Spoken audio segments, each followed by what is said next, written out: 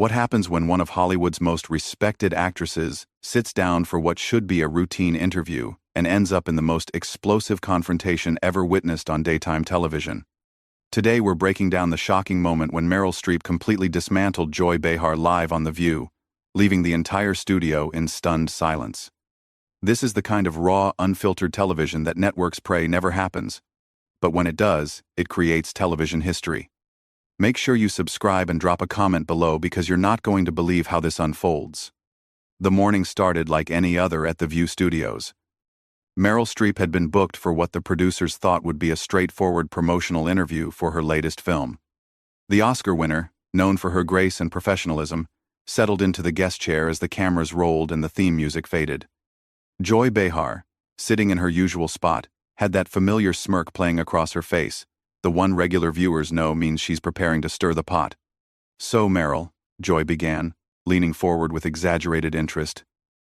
"Tell us about this new movie of yours. I have to say, when I read the synopsis, I was wondering if Hollywood is just running out of original ideas these days." The other hosts, Whoopi Goldberg, Sarah Haynes, and the rest of the panel, exchanged quick glances. It was an unusually sharp opening, even for Joy, who was known for her blunt commentary. Meryl, however, maintained her composure, offering a polite smile. "Well, Joy, I think storytelling has always involved revisiting themes that resonate with human experience," Meryl replied diplomatically. "This particular film explores the complexity of family dynamics during times of crisis, which feels quite relevant given everything families have been through recently." Joy waved her hand dismissively.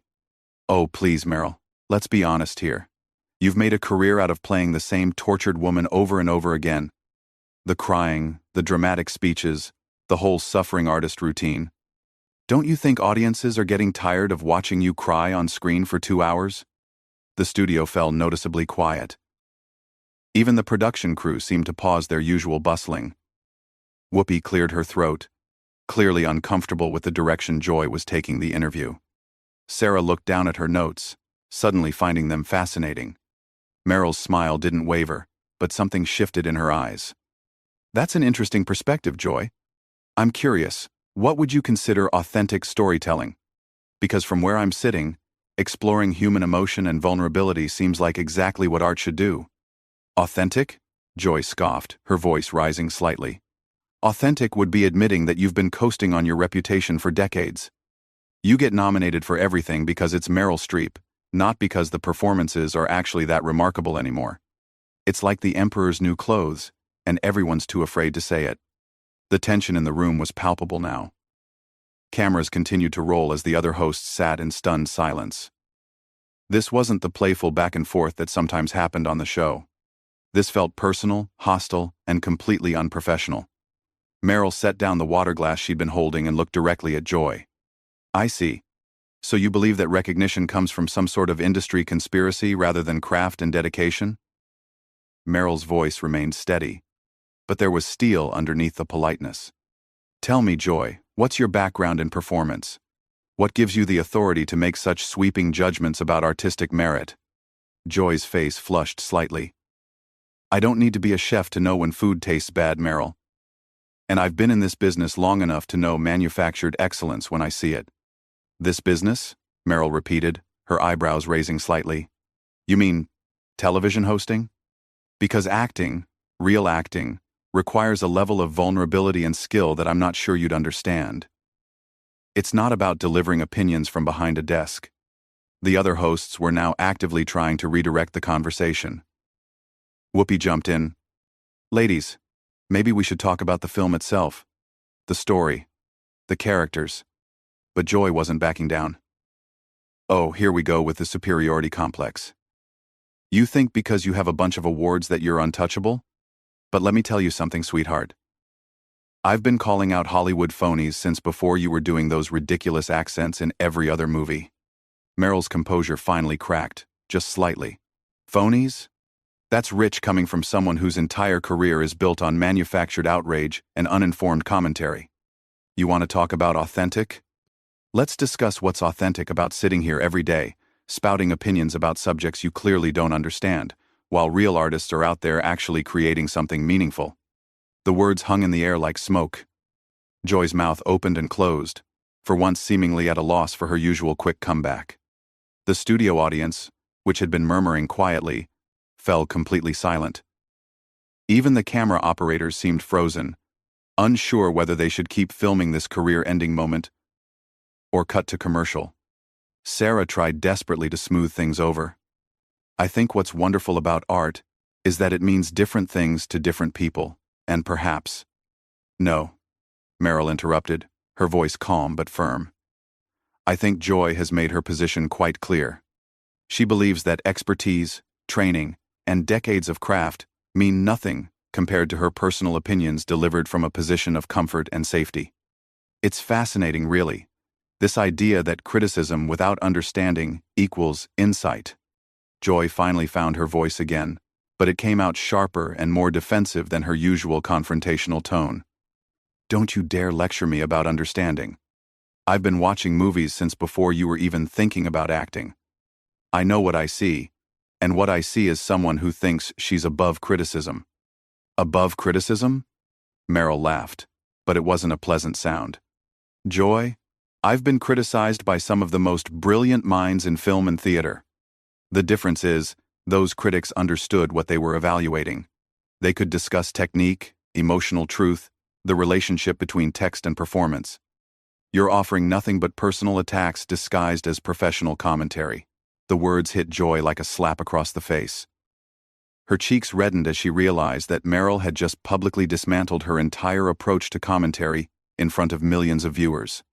But instead of backing down or acknowledging the valid point, Joy doubled down in the worst possible way. Personal attacks? Joy's voice cracked slightly as she leaned forward aggressively. You want to talk about personal attacks? Let me tell you what's personal. Watching someone like you parade around Hollywood for 40 years, acting like you're doing Shakespeare when half the time you're just putting on funny voices and calling it acting. You think you're Katharine Hepburn, but honey, you're not even close. The studio was now completely silent, except for the hum of the cameras. Whoopi had her hand pressed to her forehead, clearly regretting every decision that led to this moment. Sarah looked like she wanted to crawl under the desk. The producers in the control room were frantically trying to decide whether this was a disaster or the most compelling television they'd ever captured. Meryl sat back in her chair, and for a moment, everyone thought she might take the high road and simply end the interview. Instead, she folded her hands in her lap and spoke with the kind of quiet intensity that made everyone lean forward to hear. Joy, I'm going to do something for you that clearly no one in your life has had the courage to do. I'm going to tell you the truth. Her voice was steady, but there was fire behind it. You have built a career on being deliberately inflammatory because actual insight requires work, study, and intellectual honesty. You confuse volume with authority and controversy with relevance. Joy's mouth fell open. How dare you? I'm not finished, Meryl continued, her voice cutting through Joy's protest like a knife. You want to compare me to Katharine Hepburn? Fine. Hepburn was fearless, intelligent, and never punched down. She challenged power, not artists trying to do meaningful work. You, on the other hand, have made a living out of cheap shots and surface-level observations. The difference between us isn't just talent, Joy, it's character. The silence that followed was deafening. Joy's face had gone from red to pale, and for the first time in her career on The View, she seemed genuinely speechless. The other hosts were frozen, unsure whether to intervene or let this play out to its inevitable conclusion. Finally, Joy found her voice, but it came out as a strangled whisper. You think you can come on my show and humiliate me? Your show? Meryl's eyebrows shot up. Joy, this is The View. It belongs to all of you, and more importantly, to the viewers who tune in expecting thoughtful discussion, not petty attacks on guests. But since you brought up humiliation, let me ask you this. When was the last time you created anything? When did you last put yourself out there, vulnerable and exposed, for people to judge? Joy's voice grew shrill. I create conversation. I create dialogue. I ask the tough questions that everyone else is afraid to ask. You create conflict. Meryl corrected firmly. There's a difference between tough questions and cheap attacks. A tough question about my work might be about my process, my choices, the themes I'm drawn to. Instead, you opened with insults disguised as observations.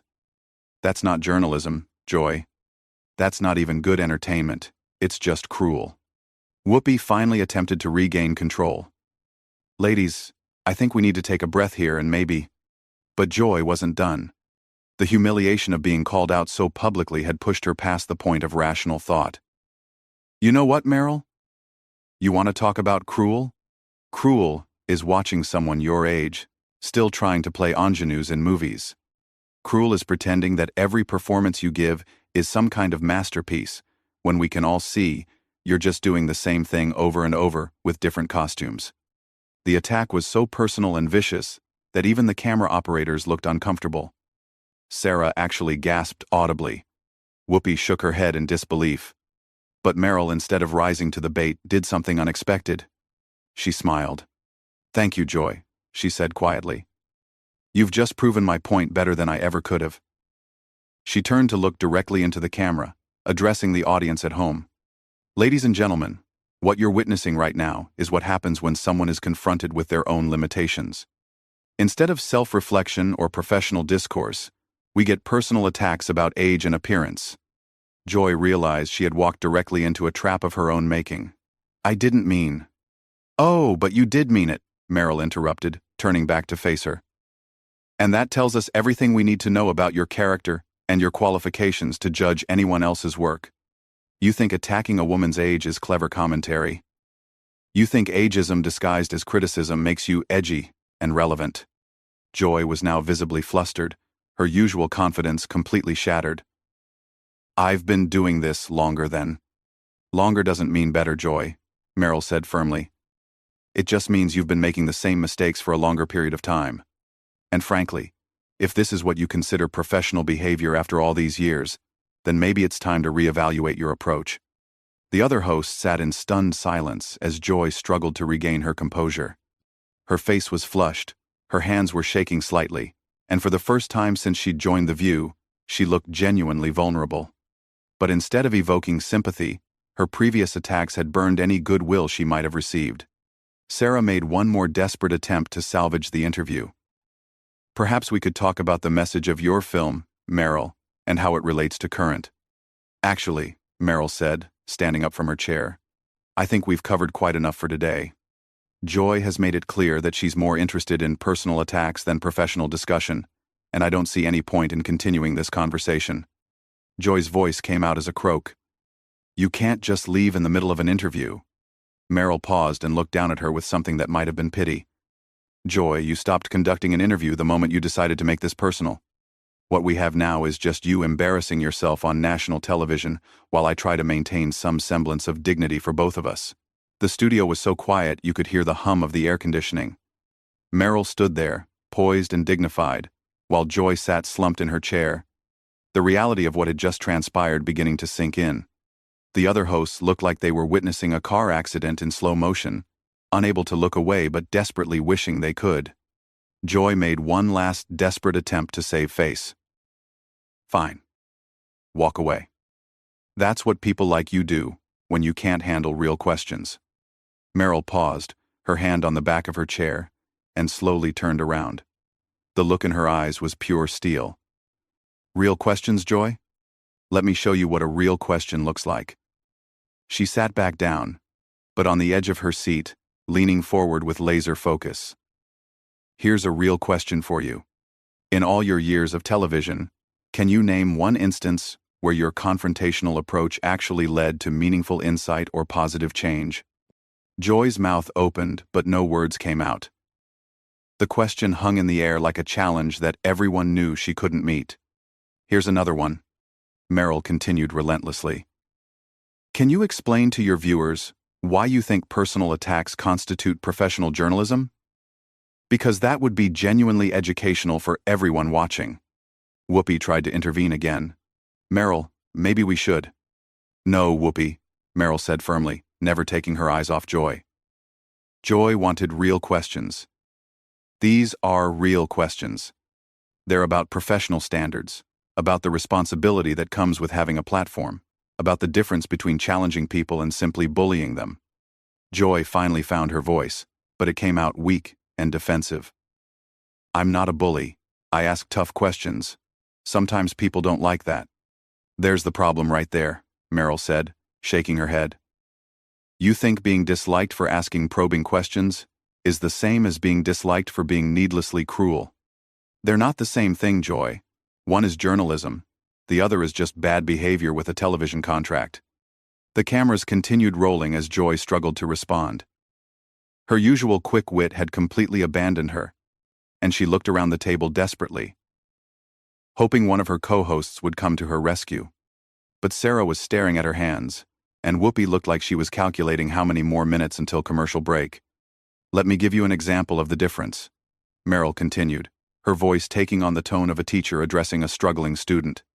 A real question might have been, "Meryl, your latest film deals with themes of resilience in the face of adversity.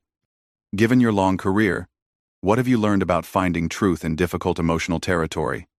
That would have been challenging and substantive. Joy tried to interrupt. "That's not." "Instead," Meryl continued, "you chose to open with insults about my career trajectory and suggest that my success is somehow fraudulent. That's not journalism, Joy. That's not even good gossip. It's just mean-spirited noise designed to create conflict rather than understanding." The devastation was complete. Joy looked around the table one more time, but found no support, no lifeline, no way out of the hole she had dug for herself. Her voice, when she finally spoke, was barely above a whisper. "I've been doing this for years. I know how to conduct an interview." Meryl's response was swift and final.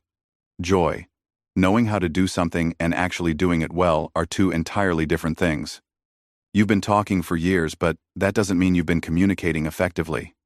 There's a difference between having opinions and having insight, between being provocative and being productive." Sarah made one final, desperate attempt to salvage something from the wreckage. "I think what's important is that we can have different perspectives and still respect."